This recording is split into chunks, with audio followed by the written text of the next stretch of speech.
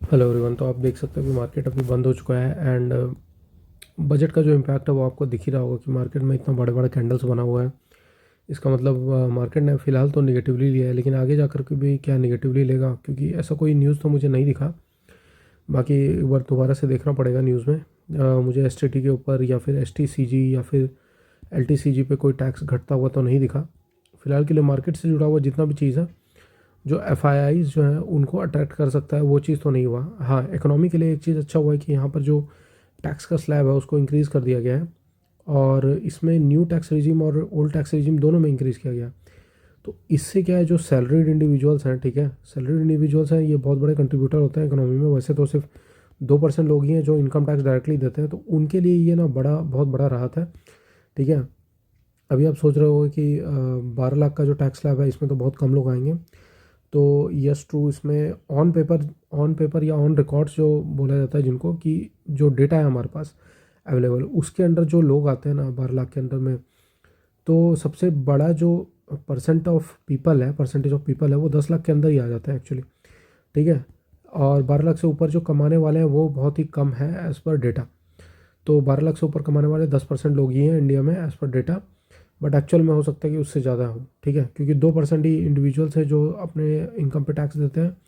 और अगर आप समझो कि सैलरीड इंडिविजुअल्स इंडिया में कितने लोग हैं, उसका डेटा मुझे एग्जैक्टली तो नहीं पता, लेकिन मान लीजिए कि 15 या 20% लोग हैं। ठीक है, 15 या 20% लोग हैं, तो ये 15 से 20% लोग जो भी है ना, ये जो स्टॉक मार्केट में इन्वेस्ट करते हैं ना, तो ये बहुत बड़े कंट्रीब्यूटर हैं स्टॉक मार्केट के।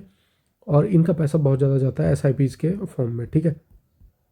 तो इसके वजह से जो है स्टॉक मार्केट में जो इन्फ्लो होने वाला है मनी का, ठीक है, वो थोड़ा सा इंक्रीज़ हो सकता है, स्लाइटली इंक्रीमेंट उसमें हो सकता है। लेकिन इसका इम्पैक्ट जो है, असली इम्पैक्ट जो है वो अप्रैल के बाद दिखेगा। अभी फ़िलहाल के लिए हो सकता है मार्केट थोड़ा बहुत जो है पॉजिटिव पॉजिटिव होता रहे। एंड मार्केट जो है, अब देखिए एफ किस तरीके से इसको लेता है, क्योंकि ये जो इकोनॉमी के ऊपर इम्पैक्ट है, इससे डी का जो क्या कहते हैं, इन्वेस्ट करने का पावर है वो इंक्रीज़ हो जाएगा, क्योंकि डी जो है वो एस का पैसा ही इन्वेस्ट करते हैं। ठीक है। इसके अलावा और कौन से डी हैं, हमारे बैंक्स हैं। और इसके अलावा जो, मतलब एक तो डी वो हैं जो म्यूचुअल फंड हाउसेस हैं, वो लोग डायरेक्टली एस के फॉर्म में, और दूसरे जो हैं वो बैंक्स हैं। ठीक है। अब डिपेंड करता है कि लोग जो है बैंक में अपना पैसा ज़्यादा रखते हैं या नहीं रखते हैं। एंड तीसरे जो लोग हैं, जैसे इंश्योरेंस कंपनीज हो गई या फिर बाकी कंपनीज हो गई, जो जिनके पास एडिशनल पैसा होता है।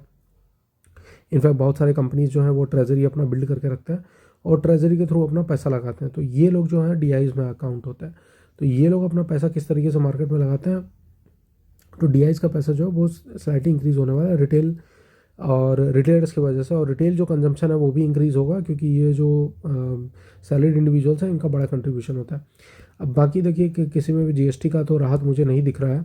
ठीक है। और वैसे बहुत सारे प्लान्स एंड प्रोजेक्ट्स हैं गवर्नमेंट के, जो स्पेसिफिक सेक्टर्स को टारगेट करने वाले हैं, जिसकी वजह से जो है वो इस सेक्टर्स के अंदर जो है अच्छा उछाल आ सकता है। ठीक है। एक टाइम पे तो अभी रेलवे सेक्टर के जितने कंपनीज़ हैं वो, उनमें अभी इंक्रीमेंट आ गया था इंट्राडे में, बट वो अचानक से गिर गए हैं। अब मंडे को क्या इम्पैक्ट होता है या नेक्स्ट एक मंथ में इसका क्या इम्पैक्ट होता है वो देखना पड़ेगा, क्योंकि जो एफ हैं उनके लिए कोई भी पॉजिटिव न्यूज़ मुझे अभी तो नहीं दिख रहा है। ठीक है। एफ के लिए अगर कोई पॉजिटिव न्यूज़ हो जाता ना, मतलब जैसे एस रिड्यूस कर दिया गया या एस या एल रिड्यूस कर दिया गया, एस से उतना शायद फ़र्क नहीं पड़ता, लेकिन एल और जो एस है इससे काफ़ी ज़्यादा फ़र्क पड़ने वाला है उनको। ठीक है। अगर इसको इंक्रीज़ कर दिया जाता, ठीक है, सॉरी, इसको डिक्रीज़ कर दिया जाता इन टैक्सेस को, तो शायद जो मार्केट में इम्पैक्ट है वो ज़्यादा आने वाला होता। मैं एक्सपेक्ट कर सकता कि जो निफ्टी जो है अभी जो 23,000 पे चल रहा है, ठीक है, इसने थोड़ा बहुत रिकवरी दिखाया है, ये 26,000 क्या इसको क्रॉस कर सकता है इस साल, 27-28 हज़ार तक जा सकता है by the end of the year, अगर एफ को राहत मिलता तो। ठीक है। 27-28 हज़ार ईयर एंड तक तो नहीं, मतलब जून तक भी चला जाता। ठीक है। ईयर एंड तक तो शायद ज़्यादा भी चला गया होता, अगर एफ जो है वो इन्वेस्ट कर रहे होते। बाकी अगर सिर्फ डी का इन्वेस्टमेंट देखा जाए तो हाँ, मार्केट अभी भी जा सकता है 26, 27, 28 तक जा सकता है ईयर एंड तक, सिर्फ डी का इन्वेस्टमेंट की वजह से भी।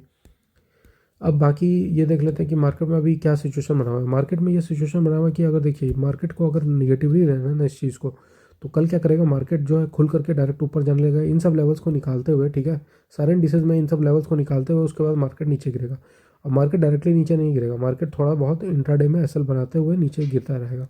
ठीक है, इस तरीके से कल काम करने वाला है। और मार्केट अगर इसको पॉजिटिवली लेता है, आज जो भी चीज़ हुआ है बजट के बाद, तो मार्केट क्या करेगा, इन सब लेवल्स के पास तो खुलेगा, ठीक है, हो सकता है फ्लैट ओपनिंग ही हो, मार्केट नीचे टारगेट करेगा, इन सब बायर्स को निकालेगा, ठीक है, ऑलरेडी कल के बायर्स को निकाल दिया, लेकिन आज जो बायर्स जो घुसे होंगे उनको निकालेगा और मार्केट वापस से ऊपर चला जाएगा, ठीक है। तो इस तरीके से काम हो सकता है।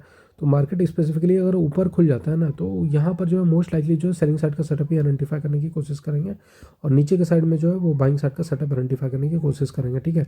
नीचे के साइड अगर डायरेक्टली खुल के नीचे जाता है तभी ये बाइंग साइड का होगा, अदरवाइज जो है मार्केट में गिरने की पॉसिबिलिटी अभी बनी हुई है, ठीक है। और अगर आज का ट्रेड की बात करें तो आज तो क्लियर सा दिख रहा था कि मार्केट में बाइंग साइड का सेटअप भी बनेगा। अगर आप निफ्टी 50 देखोगे तो मार्केट ने खुलते ही 23,500 का जो लेवल है इसको ब्रेक कर दिया था, और मार्केट जो है क्लोजिंग प्राइस के नीचे जा रहा था, और इस तरीके से गिरते गिरते इसने ब्रेक कर दिया। सेम यहाँ पर अगर आप सेंसेक्स में देखोगे तो सेंसेक्स में भी एक लेवल था, मुझे याद है, हाँ, 77,500 का लेवल ब्रेक किया, और बैंक निफ्टी में 49,500 का लेवल को छोटा सा ब्रेक किया, मतलब 4-5 पॉइंट से इस तरीके से।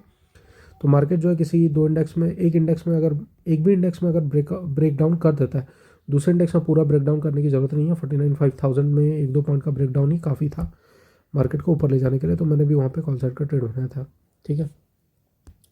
बाकी आप सेक्टोरल इंडिसेस देखोगे तो यहाँ पर सेक्टोरल इंडिसेस में वही हाल है, सेम है, जैसा मार्केट चल रहा है उसी हिसाब से। अगर आप इंपॉर्टेंट चीज़ देखोगे यहाँ पे तो निफ्टी आईटी जो है ये गिरा हुआ है, ठीक है, और बजट के बाद जो है एफएमसीजी उठा हुआ है एंड कंज्यूमर ड्यूरेबल्स उठा हुआ है, ठीक है।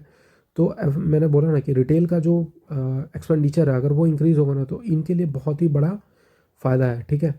तो ये सब का, ये जो सेक्टर है वो इसी वजह से उठा हुआ है अभी फ़िलहाल के लिए। अभी आगे जाके देखते हैं कि इनका क्या होता है। वैसे मार्केट तो देखिए यूएस वगैरह एशिया में बाकी सैटरडे को बंद ही रहता है, तो इसमें कुछ मेजर चेंजेस है नहीं, जैसा था मार्केट वैसा ही है। और मेटल्स की बात करें तो देखिए गोल्ड ने ऑलरेडी एक हाई लगा दिया है नया, ठीक है, आप देखोगे तो 2862 का एक हाई लगा दिया है। बाकी सिल्वर भी हाई पर है, बट पता नहीं आज इंडियन मार्केट में थोड़ा सा सिल्वर गिर गया है, कोई बात नहीं, ये मंडे को रिकवर हो जाएगा। मार्केट के बेसिस पे कभी कभी गिर जाता है, बट वो डोमेस्टिक मार्केट में बस गिरता है, लेकिन यूएस मार्केट में वो नहीं गिरा है, इसी वजह से वो जो है थोड़ा सा रिकवरी वापस से दे देगा जैसे ही यूएस में वो रिकवर करेगा। मान लीजिए वो 33 या $34 पर अगर चला गया, तो जैसे ही वहाँ पर यूएस में ये ऊपर जाएगा, वैसे ही इंडिया में भी इसका रिकवरी आपको मिल जाएगा, ठीक है। बाकी FIS-DIS का डेटा आज तो नहीं आया है, वही सेम डेटा है, मतलब 87,000 का सेलिंग हो चुका है जनवरी में। और न्यूज़ में भी ऐसा कुछ खास नहीं है, बस यही कि बजट का इम्पैक्ट देखना पड़ेगा। बजट तो ओवरऑल देखा जाए मेरे ख्याल से तो ठीक ठाक ही नज़र आ रहा है बजट में, ठीक है। काफ़ी सारा एक्सपेंडिचर है, रिन्यूएबल एनर्जी के ऊपर एक्सपेंडिचर है, और रेलवे सेक्टर में एक्सपेंडिचर है, और शिपिंग बिजनेस के अंदर भी एक्सपेंडिचर है, जो मैंने न्यूज़ सुना उसके अकॉर्डिंग। और इसके अलावा जो इसका मतलब जो है काफ़ी सारे बिजनेसेस जो है उनमें पॉजिटिव इम्पैक्ट आ रहा है, रिटेलर कंजप्शन जो है वो इंक्रीज़ होने वाला है। तो FMCG कंपनी जो है वो मोस्ट लाइकली इंक्रीज़ होने वाला है, ठीक है। FMCG कंपनीज़ के ऊपर पॉजिटिव इम्पैक्ट पड़ने वाला है। इसके अलावा रेलवे कंपनी जो हो गया, IRFC हो गया, या फिर RVNL हो गया, वो इन सब चीज़ों पे पॉजिटिव इम्पैक्ट पड़ने वाला है। लेट्स सी कि मंडे को क्या होता है, ठीक है। एक्सपेक्टेशन तो यही है फ़िलहाल के लिए, कोई स्टॉक रिकमेंडेशन नहीं है, ठीक है। और इसके साथ ही अगर आपको वीडियो पसंद आ रही है तो वीडियो लाइक कीजिए, चैनल सब्सक्राइब कीजिए। आज के लिए बस इतना ही, मिलते हैं कल, धन्यवाद।